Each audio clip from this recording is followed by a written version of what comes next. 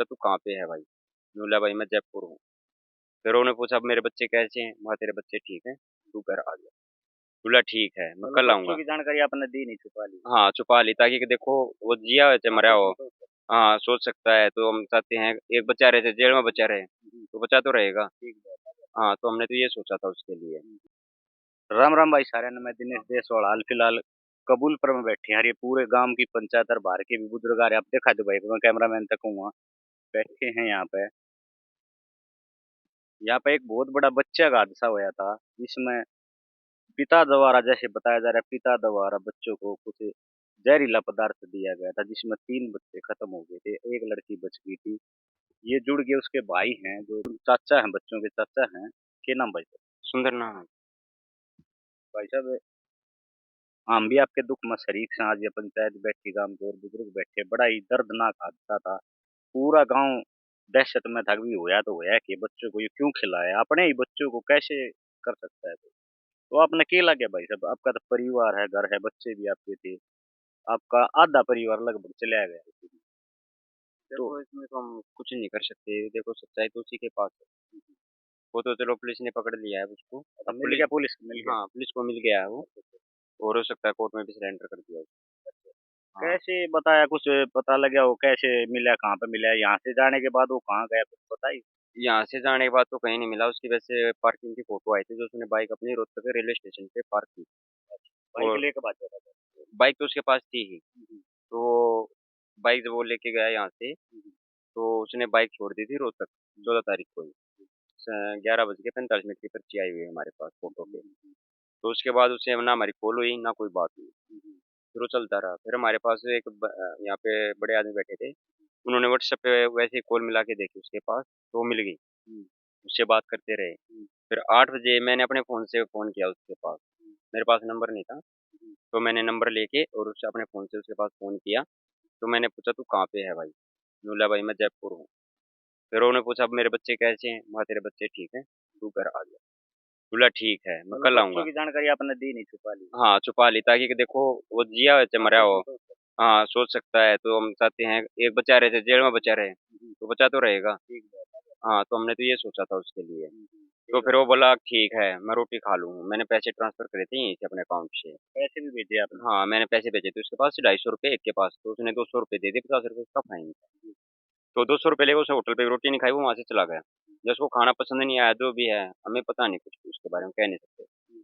फिर मैंने तो उसके पास फोन किया 8:30 बजे के आसपास। फिर वो बोला मैं रोटी खा रहा हूँ। मैं ठीक है। फिर मैंने किया उसके पास 9 बजे फोन वापस। मैं कहा भाई अब कहाँ है? बोला भाई मैं प्लेटफार्म पर हूँ। मैं कहा भाई फिर तू एक काम कर, रहेगा कहाँ? बोले यहीं है। तो मैं कहा कहाँ सोओगे? तो उन्होंने बोला मैं यहीं सोऊंगा। मैं कहा कोई ना तू यहाँ मत सो, तू रूम ले ले, पैसे मैं ट्रांसफर कर रहा हूँ यहाँ से। उन्होंने बोला नहीं इतने मेरे पास है। मैं कहा सवेरे फिर तेरे पास भेज सकूँ, पर बस जो के तेरे पास पैसे नहीं बचेंगे, मैं बस वाले के पास पेटीएम नहीं कर पाऊंगा। ठीक है। तो फिर उन्होंने बोला चल ठीक है। तो फिर वो ऑटो लेके वहाँ गया होटल पे। कुछ छोटा ही होटल था, उसके पास ऑनलाइन पेमेंट थी नहीं। वो बोला भैया वो मैं ऑनलाइन पेमेंट नहीं है। मैं कहा ये तो गड़बड़ होगी। मैं कहा फिर मैंने कहा किसी उस होटल वाले से बात करा दे। फिर मैंने होटल वाले से बात की, मैंने कहा भैया कहीं भी पेमेंट ट्रांसफर कराओ आप करो। फिर वो भेज रहे थे मेरे पास स्कैनर।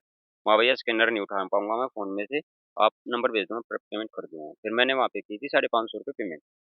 500 रुपये रूम के थे, 50 रुपये फाइन था हमारा। ठीक है। फिर वो रूम में सो गया। फिर वो बोला मेरे बच्चे।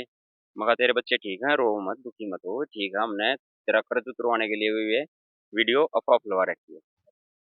ठीक है मीडिया का ऐसी कोई बात नहीं है। तो फिर वो बोला ठीक है, फिर वो सो गया।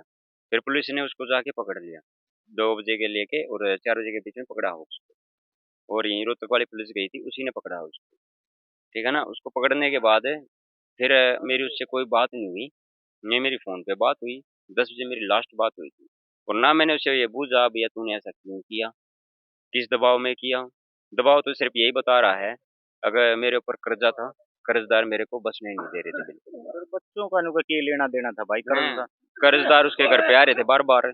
मैंने भी कई बार सुनी थी, सुनी है, देखो मैं अपने मुंह से नहीं कह रहा हूँ, सुनी है। चलो भाई, जिसने दे रखा, देखो वो तो हम्म। लेगा, कोई भी होया। हाँ। तो लेकिन 2 दिन लेट शेट हो जाए, हाथ जोड़ ले अगले हम्म। बार, यही है। तो फिर वो बोला मेरे ऊपर माइंड पे उन्होंने ज्यादा प्रेशर गिर दिया था कर्जदारों ने, जिसकी वजह से मैंने ये डिसीजन लिया। बाकी उसकी सोच देखो। हमको इस बारे में कुछ भी नहीं कहते। देखो भाई, हम जो बच्चों का अंतिम संस्कार था उस पे भी आए थे, लेकिन हम बात नहीं कर पाए आपसे, ना ही पंचायत से बात कर पाए। क्यों? उस टाइम मौका नहीं था सर। मौका तो आज भी नहीं बनता, लेकिन क्या करे भाई, मजबूरी हो जाए। लोग पूछे हैं भाई क्या रहा मामले का, लेकिन परिवार देखा है, घर देखा है, ऐसी क्या जरूरत पड़गी जो इतना मतलब कर्ज भी उठाया और फिर ये नौबत भी आई? मतलब क्या लग रहा है देखो इसमें? इस बारे में नहीं तो उसके अंदर कोई भी ऐप था, पहली बात तो ये बताता हूँ मैं आपको, वो दारू बिल्कुल भी नहीं पीता था।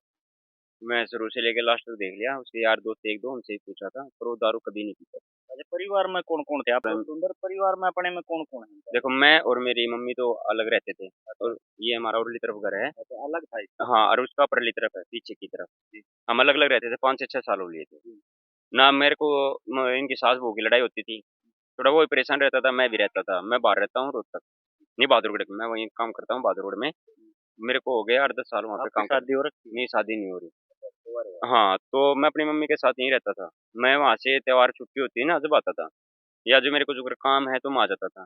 फिर भी मैं उससे मेरी कभी सेट फेट नहीं हुई। उसकी सेट फेट जब हुई थी, जब उसका बच्चा हुआ ना, लड़का हुआ, उस टाइम पे उसकी सेट फेट हुई थी। जो छोटे वाला लड़का हाँ, था 14 महीने का। हाँ, उससे जब उसका 3 4 4 महीने बाद उसको घर पे लेके आए थे, वो बाहर ही रहता था अपनी नानी के वहाँ पे।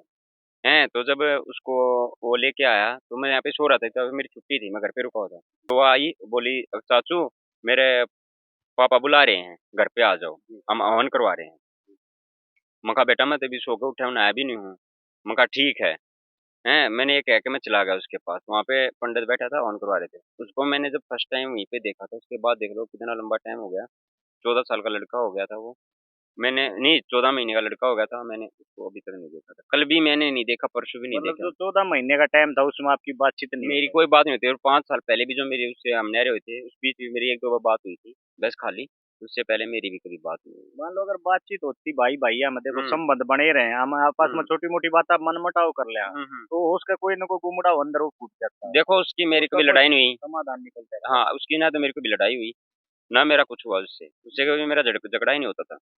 बस इनका सास बहू का था, उसके लिए मैंने बोल दिया था मम्मी मेरे साथ रह ले वो तो भाई। छोटा मोटा हर हाँ, घर में झगड़ा हो हाँ, जाता तो हम नहरे नहरे हो गए थे। ठीक है, फिर भी ये बहू भी आ जाती थी, उसकी वाइफ भी आ जाती थी, यहाँ पे बच्चे भी यहीं खेलते थे, यहीं रोटी खाते थे बच्चे। हमने कभी मना नहीं किया उनको, क्योंकि बच्चे वो कहते भगवान का है, रूप है। भगवान का रूप हो गया, सही हाँ, बात है। उनको मैं पैसे देता था, और जिस दिन ये हादसा हुआ उस दिन भी मैंने उनको 50 रुपए दिए थे।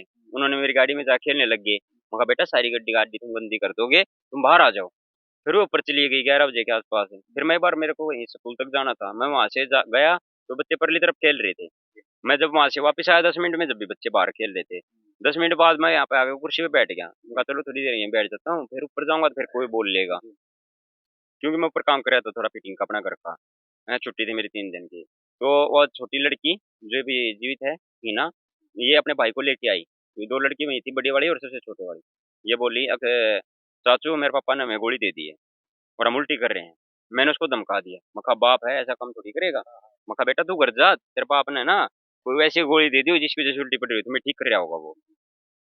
उसने, भगवान जाने उसने उसको देखा या नहीं देखा जाते वक्त। तो ये मोड़ से वापस आ गई पुणे से ही। तो ये वापस आ गई तो ये आके फिर बोली चाचू देखो मैं उल्टी पड़ रही है, मेरे बेबी भी उल्टी कर रही हैं और आपको बुला रही हैं।